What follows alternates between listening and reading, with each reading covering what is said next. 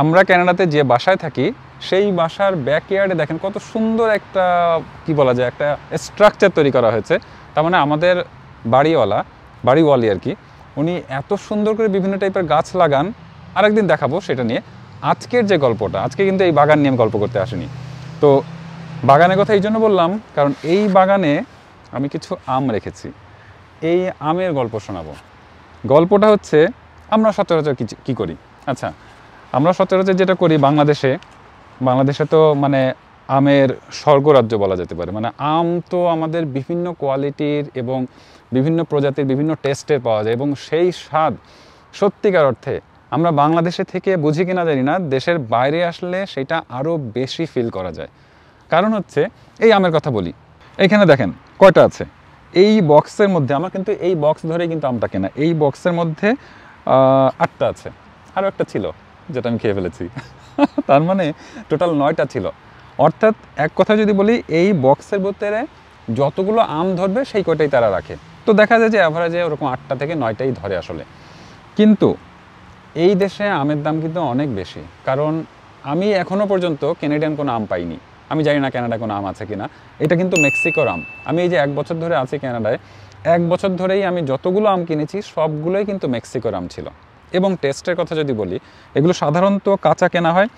এই যে আমরা একটু পেকে গেছে দেখেন, এটা মিনিমাম 5-6 দিন আগে কেনা। তার মানে কি অলরেডি কিন্তু একটু শুকায় গেছে। আপনি দেখেন, আমি যদি একটু ক্লোজ আপ ভিউ দেখাই, এই দেখেন স্কিনগুলো কিন্তু মসৃণ নেই।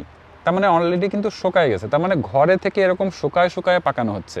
তার মানে কি আমরা কিন্তু অ্যাকচুয়ালি একদম পাকা আম কিন্তু পাই না। বাংলাদেশে যেটা হয়, আমরা রাজশাহী থেকে বা চাঁপাইনবাবগঞ্জ থেকে বা সাতক্ষীরা থেকে বিভিন্ন জায়গায় যে নাম করাগুলো আমগুলো আছে, কি হচ্ছে আমগুলো পাঠানো হচ্ছে 2 থেকে 3-4 দিনের মধ্যে কিন্তু আমগুলো পেকে যায়। আমরা যে ঝুড়িতে করে আমগুলো কিনি, কিন্তু এই আমগুলো কিন্তু এত সহজে পাকে না। কারণ কি এখানে কানাডায় তো আর টেম্পারেচার এত কি বলা যায় হট না বাংলাদেশের মতো, পাকতে বেশ সময় নেয়।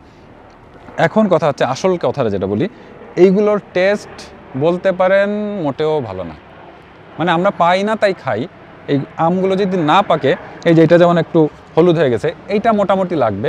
আমি যদি বাংলাদেশের আমের সাথে একটু তুলনা করি, কম্পেয়ার করি, বাংলাদেশের আমগুলোকে যদি আমি 100 নম্বর দেই, এইগুলোকে আমি মনে হয় না 50 থেকে 60-এর বেশি দিতে পারবো। মানে ওই রকম আহামরি কিছু না। আহামরি কি একদম ভালো না বলতে হবে, মোটামুটি আর কি। তো এখন আসি দামের কথায়। দামটা হচ্ছে আপনি যদি বড় গ্রোসারি শপ থেকে কেনেন তাহলে দেখা যায় যে সিজনের সময় $10 থেকে $12-13 মধ্যে এই ফুল বক্সটা হয়। কিন্তু আপনি যদি ছোট এলাকা, মানে আপনার শহরটা খুব ছোট, এরকম জায়গায় কেনেন তাহলে কিন্তু আমের দাম অনেক বেশি হয়। তো আমরা আলবার্টা প্রভিন্সের এডমন্টনে থাকি, এইখানেই দেখা যাচ্ছে এই আমটা আমরা এই যে 9টা আম কিনেছি আমরা $12 দিয়ে। অর্থাৎ একটা আমের যদি হিসাব করি 1.33 কানাডিয়ান ডলার। বাংলাদেশি টাকায় যদি এটাকে কনভার্ট করি, না বাংলাদেশি টাকায় কনভার্ট করা যাবে না, আপনারা আবার অনেক মাইন্ড করে ফেলবেন তো যাই হোক, আপনি হয়তো বলবেন যে ভাই আপনার 1 ঘন্টা ইনকাম তো অনেক বেশি, আপনার তো 1 ঘন্টার ইনকামও লাগেনি আপনার 1 ঝুড়ি আম কিনতে, মানে 1 বক্স আম কিনতে। কিন্তু রিয়েলিটি কিন্তু আসলে তা না। আসলে সত্যিকার অর্থে এটুকু আম কিনতে গেলে আমাদের চিন্তা করতে হয় যে এটা কি আসলে কেনা উচিত হবে, এটা কি সেলে আছে, মানে ডিসকাউন্টে আসছে, তাহলে কি আমরা কিনবো। অনেক কিছু চিন্তা ভাবনা করে কিন্তু কিনতে হয়। হ্যাঁ, যারা অনেক বেশি ইনকাম করেন, অনেক বছর ধরে কানাডায় আছেন, তাদের কথা আলাদা। কিন্তু আমরা কিন্তু এক প্রকার গরিব মানুষ রিয়েলি। তাহলে কি একটা আমের দাম দাঁড়াল কিন্তু 1.33 কানাডিয়ান ডলার। সচরাচর কিন্তু এত কমে পাওয়া যায় না। সাধারণত এখানে আমগুলো কেনা হয় কিন্তু খুচরা আকারে, অর্থাৎ 1 পিস 2 পিস 3 পিস, যেটা আমরা বাংলাদেশে চিন্তাই করি না, তাই না? তো এখানে কিন্তু পিস আকারে মূলত আম বিক্রি হয়।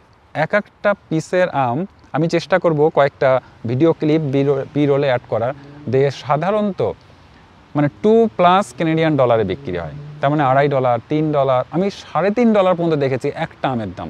$3.5 আপনি চিন্তা করেন, একটা আমের দাম যদি $3.5 হয়, মানুষ খাবে কি করে? আসলে এই আমটা কিন্তু অনেক এক্সপেন্সিভ। এই ক্ষেত্রে আমার একটা সাজেশন বা আমার একটা পরামর্শ থাকবে বা আমার একটা রিকোয়েস্ট থাকবে আপনাদের প্রতি, বাংলাদেশে যদি এমন কোনো বিজনেসম্যান থাকেন যারা কানাডাতে আম এক্সপোর্ট করতে পারেন বা কোনো একটা ওয়ে বের করতে পারেন, তাহলে মনে হয় অনেক বেশি ভালো হবে। কারণ কি, কানাডার মানুষ যদি বাংলাদেশের আম একবার খায়, মানে সত্যি তারা পাগল হয়ে যাবে। কারণ এই আমের কাছে আমাদের আমের স্থান অনেক উপরে হবে। হ্যাঁ, হয়তোবা অনেকেই এক্সপোর্ট করছেন আমি হয়তো বা জানি না। আমি এখনও পর্যন্ত কানাডাতে মানে আলবার্টা প্রভিন্সের এডমন্টন শহরে কিন্তু এখনও পাইনি আমি। যদিও গত বছর আমি একটা পোস্ট দেখেছিলাম এক ভাইয়ের, যে উনি নাকি বাংলাদেশের আম কানাডা থেকে কিনেছেন। তো যাই হোক, হয়তোবা কেউ কেউ আনেন, কিন্তু সেটার পরিমাণ হয়তোবা খুবই নগণ্য, যেটা আমাদের চোখেই পড়িনি। তো আমার রিকোয়েস্ট থাকবে, যদি আপনারা কেউ পারেন এরকম একটা আমের বিজনেস শুরু করতে পারেন, যেটা সত্যি প্রফিটেবল হবে। কারণ কি, এখানের মানুষ যদি আপনার কোয়ালিটি দেখে তাহলে তারা কিন্তু পে করতে রাজি আছে। দেখেন, এই কোয়ালিটির আমের যদি এত দাম হয়, তাহলে আমাদের দেশের আমের কী দাম হবে আপনি চিন্তা করেন। এইটাই মানে আমি এই ভিডিওটা করার, এই কন্টেন্টটা করার মূল উদ্দেশ্য হচ্ছে, আপনারা যারা কানাডাতে আসবেন তাদেরও কিন্তু এই জিনিসগুলো জানার দরকার আছে। আবার এমনও হতে পারে আমার এই ভিডিওর মাধ্যমে কারো একজনের মাথায় এই বিজনেস পলিসিটা চলে আসলো, যেটা হয়তো আমাদের দেশের জন্য উপকৃত হব, প্লাস আমরাও কিন্তু বিদেশে বসে বাংলাদেশের আম খেতে পারবো। আর এরপরে কিন্তু আর একটা মজার গল্প শোনাবো। আমার এই পেছনে কিন্তু একটা দেখেন, আমরা এটা কিন্তু আমাদের বাসার ব্যাকইয়ার্ড, মানে উঠান, মানে পেছনের উঠান আর কি। পেছনের উঠানকে বলা হচ্ছে ব্যাকইয়ার্ড। তো এইখানে কিন্তু বাংলাদেশে যেরকম আমাদের কুল গাছ থাকে না, বড়ই গাছ থাকে না আমরা বলি, একদম সেগুলো কিন্তু বাড়িতে একটা কমন জিনিস। তো এরকমই একটা গাছ কিন্তু পেছনে আছে, যেটা হচ্ছে আপেল গাছ। সেটা নিয়েও আমরা আরেকদিন গল্প শুনবো ইনশাল্লাহ। তাহলে আজকে শেষ করি এখানে। আসসালামু আলাইকুম।